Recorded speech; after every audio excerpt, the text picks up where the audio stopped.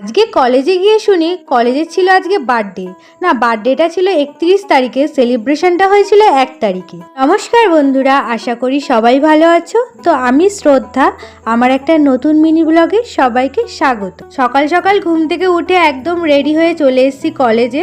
তো কলেজ যাওয়ার সময় আমার একটা বান্ধবীর সাথে দেখা হয়েছিল, তার সাথে গল্প করতে করতে যাচ্ছি। তারপর ছিল ক্লাস করে একটু বাইরে হাঁটতে গিয়েছিলাম। তারপরে দেখি যে হ্যাপি বার্থডে লেখাটা, প্রথমে তো বুঝতে পারিনি কারণ যেহেতু প্রথমে টাঙানো ছিল না। তো তারপরে দেখলাম যে কলেজের আজকে বার্থডে। ভিডিওটা ভালো লাগলে অবশ্যই লাইক, কমেন্ট, শেয়ার আর সাবস্ক্রাইব করো। এদের যেমন বয়স বাড়ছে সেরকম আমাদেরও চলে যাওয়ার সময় চলে এসছে।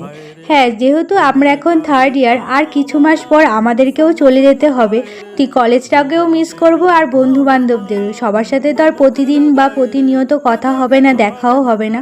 তো এগুলোকে বড্ড মিস করব। তো শেষের পর সেলিব্রেশন ছিল, তারপর বাড়ি চলে এসেছি।